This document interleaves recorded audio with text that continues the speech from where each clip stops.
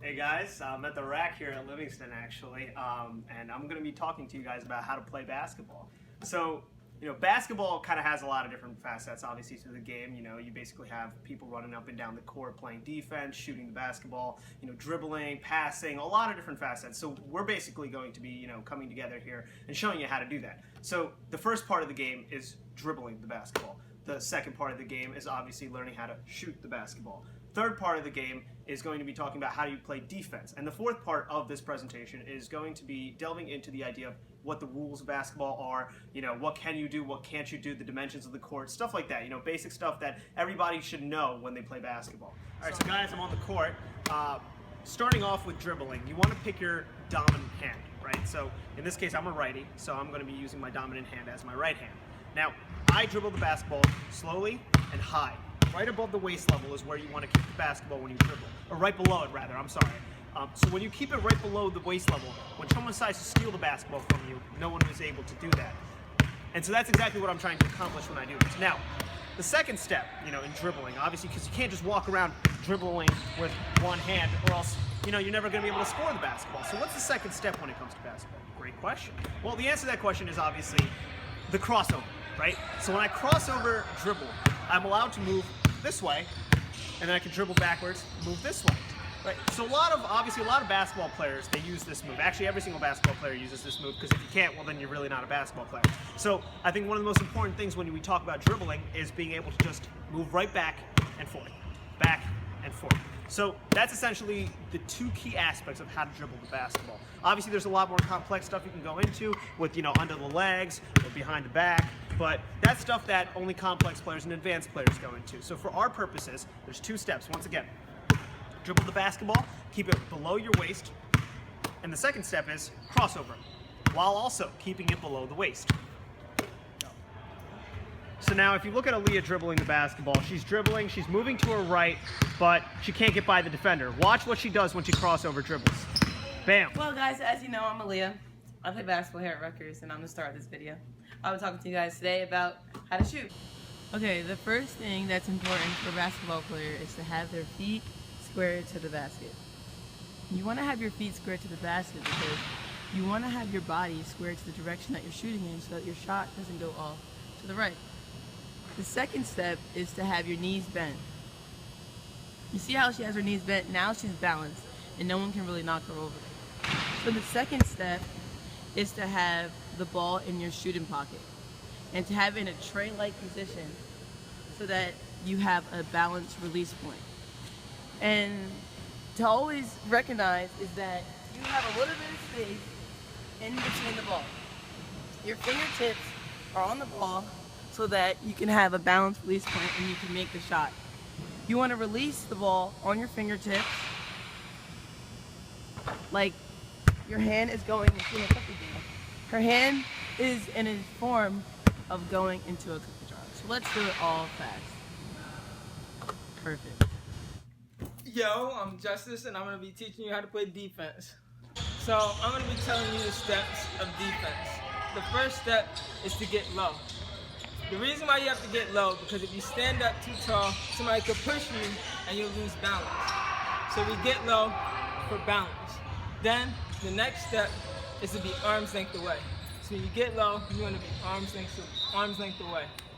So when you do this, we have getting low, we have arm's length away. So now there's two ways you could do. Straight man, right in front of them, or you could cut them off. Either way. If their dominant hand is their right hand, then you want to cut them off. Alright, so step one is to get low. Arms length away, and you see how she's low. So his dominant hand is right hand, so she's going to cut him off on the right. And then he crosses. So in basketball, there are such things as fouls. The first foul is a reaching foul. The second foul in basketball is the shooting foul. See how she slapped his hand? The third foul in basketball is the body foul. See how she pushed him out of position? I'm Darrian, and I'm going to teach you how to pass. Okay, so today we're going to be talking about passing. Passing is an essential part of playing basketball. Distributing the ball between 1 to 2 players and even 3 4, 5, as many players as on the court, you have to distribute the ball.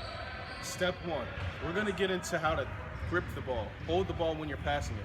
Essentially, you're going to have both your hands gripping the ball tightly, making sure you have full control. Step 2, bring the ball close to your chest.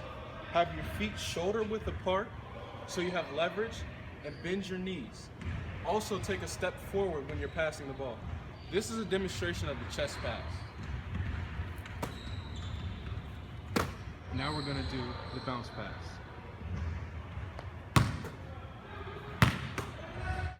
Hey guys, it's Raj here again. I'm going to be talking to you guys about the rules and regulations of basketball. So just to recap the 4 fundamentals of basketball. We have dribbling, we have passing, we have shooting, and then we finally have playing defense. Now the 5th segment of this presentation is actually going to be focused on the rules and regulations of basketball. These are extremely important because you can't play the game of basketball without understanding and having a grasp of the basic rules and regulations. So going right into it. We have to talk about the number of players. You can have anywhere from 1 to 5 players on the court for each side of the team. It's very basic, it's very easy to understand. You can play, as you can see to your left, a guy's playing another player one-on-one, which means the team of a team comprised of 1 player is competing against a team comprised of another 1 player. So you can do that. You can have up to a 5-on-5. You can have any variation in between. You can have a 2-on-4, whatever the case may be. These are the amount of players you can have. A max of 10, a minimum of 2. Next, I'd like to go into positions on the court, right? So if you guys look at the picture over here, this is Michael Jordan and Kobe Bryant. They're both shooting guards. Now, this will be important when I talk about them later on, but you guys have all probably heard of the name Michael Jordan, obviously. He was the greatest basketball player of all time. But I'll go right into it in a little bit. So a point guard is the first position of basketball. Essentially, with the point guard, they are typically pass-first players. Now, what does that mean? When they dribble the ball up the court, the first thing they're looking to do is pass and get some ball movement. You move the ball, or you want as many players to touch the ball so that defenses get off their track and someone finds an open shot. Very logical. The shooting guard. They're typically the best shooters on the team, sometimes the best scorer on the team, and that's exactly what Michael Jordan and Kobe Bryant were in their primes. They were the best scorers on their team. Now, small forward has a variation of both of the aforementioned skill sets. So, I read that word for word, but it's actually kind of easy to understand in the sense that a small forward is someone who has point guard abilities and shooting guard abilities, and they're put in a small forward's body. A small forward is typically, a person who's about 6 feet 6 inches, 6 feet 7 inches, 6'8", 6'9", and these are usually very tall and husky players. And I'm talking about for the NBA especially. This is where they have the ability to pass the ball pretty well and score the ball pretty well. They're not as good passers as the point guards. They're not as good shooters as the shooting guards, but they kind of have a little intermittent side of them. Now the power forward in the center are typically the taller players on the court. They're very good at blocking shots, and they concentrate their game around the rim. What does that mean? It means that, rarely do you see power forwards or centers out to the 3-point line shooting 3-pointers the way small forwards, shooting guards, and point guards do. So just keep that in mind going forward when you take a look at positions of basketball. And like I said before, shooting guards, Michael Jordan, Kobe Bryant, they were amazing 3-point shooters, great mid-range shooters. So overall, these guys just have great shooting ability. Now, scoring the basketball is extremely important in this case, too. Understanding where you can score a certain amount of points is extremely, extremely prudent. So if you take a look to your left side picture, you realize that there is a highlighted region within the arc, and that's extremely important to understand because outside of the arc, as you look to your right, it's a 3-pointer. So anything outside of the arc, whether it's beyond half court or within the half court bounds, everything is just a 3-pointer. So the rest inside of it is a 2-pointer. Whether it's a layup, a dunk, they're all 2 points. Now, if you get fouled in the act of shooting and the shot goes in, so let's say someone hits your hand when you shoot the ball and the ball goes in, you get 1 free throw extra, depending on where you shoot it from wherever. Now, if you missed the shot, then you get 2 free throws. So if you can make up for the points. So let's say you were trying to go get a layup and you got fouled and the layup didn't go in the hoop. Right? Most likely it wouldn't because obviously you got fouled pretty hard. So you go to the free throw line, which is that semicircle, like the line in that semicircle, and you would take 2 shots from the free throw line, in other words, with nobody playing defense on you. Those are your free throws, in other words. Next, I'd like to go into the violations of basketball, right? So there are 2 essential violations that every player should know. First is the traveling violation. If you take a look at your left, I will play the clip and just analyze the player who is about to get the ball. As you can see, he's moving his legs, You cannot do that. In basketball, you can have a pivot foot. So once you catch the basketball in a basketball game, you cannot move your other 2 feet or whatever the case may be. You can only pivot the basketball. Now, if you look to your right, you have a double dribble. Now I'm going to show you the other main violation. I've heard him compared to a lot of people so far this season. Haven't heard him compared to Abe just yet. I have now. Here's Johnson. His take on Hicks. Is that double dribble? That's double dribble. Terry Stotts is saying, what in the heck? Yeah, they missed it completely. 3 refs out there. It's double dribble. That was what the Trailblazer coaching staff was. Now there's the first dribble. Now there's the second dribble. How do you miss that? I mean, he dribbled. He had double dribble.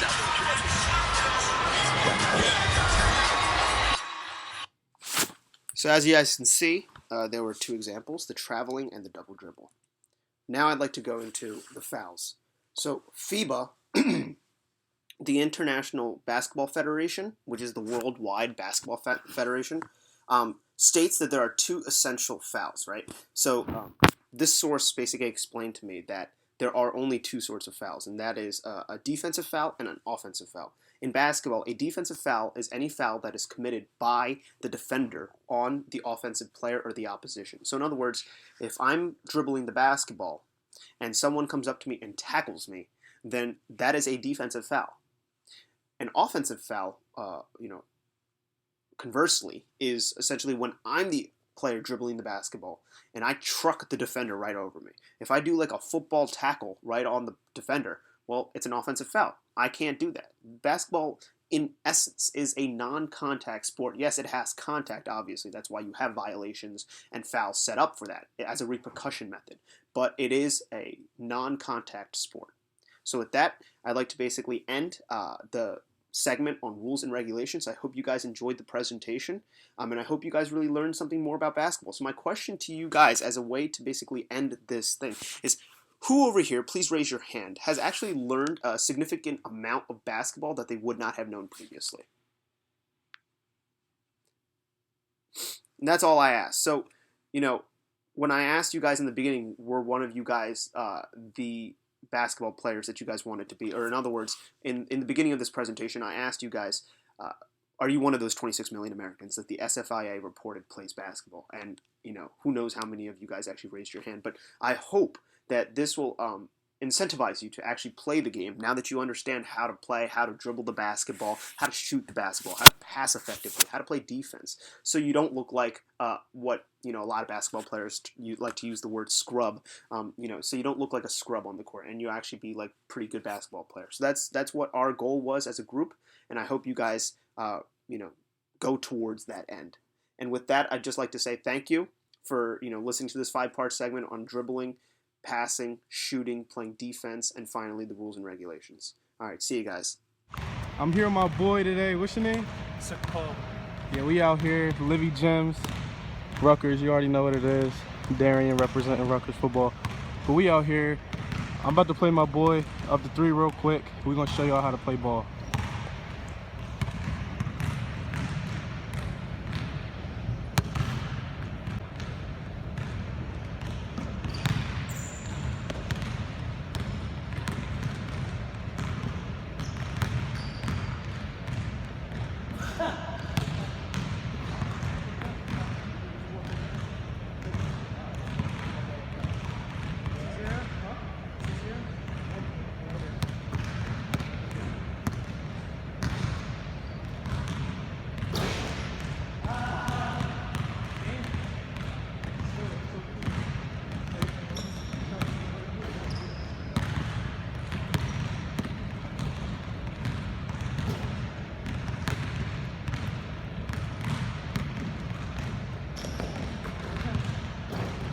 So we just want to thank you guys for watching today.